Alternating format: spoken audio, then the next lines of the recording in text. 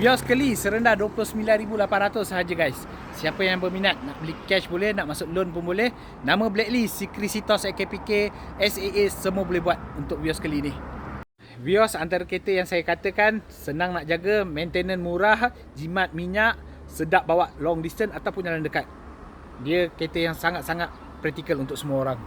Okay, untuk Vios Keli ni dia adalah model third generation. Selepas Vios Katak, Vios Dugong, baru dia keluar Vios Keli. Kenapa dipanggil Vios Keli? Korang tengok sendirilah dekat bahagian bumper depan dia tu.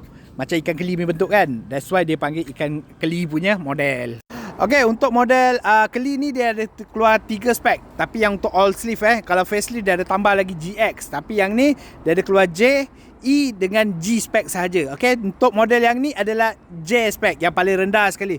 Dia datang dengan fabric biasa sahaja. Okay, interior dia pun nampak simple. Multi steering control pun tak ada. Pakai kunci biasa sahaja.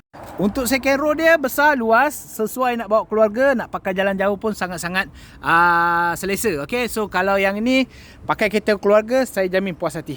Okay, untuk ruangan boot dia besar, luas, lebih kurang 490 liter juga. So sangat-sangat besar. So kalau nak pakai untuk keluarga, nak pakai untuk niaga pun agak sesuai. Okay, so tayar spare semua ada, tak ada langsung kesan accident. Dekat bahagian belakang ni boleh tengok, semua warehouse dia cantik lagi.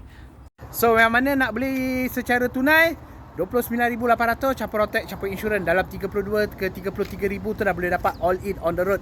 Yang mana nama Blacklist, Sikrisitos, AKPK, standby deposit 3 ke 5,000. InsyaAllah saya boleh bantu, tapi dengan syarat ada penjamin. Okay, so yang mana nak buat full loan pula, make sure nama clear, gaji dapat 1,800 ke atas, bulanan boleh dapat dah 600 lebih ke 700 insyaAllah.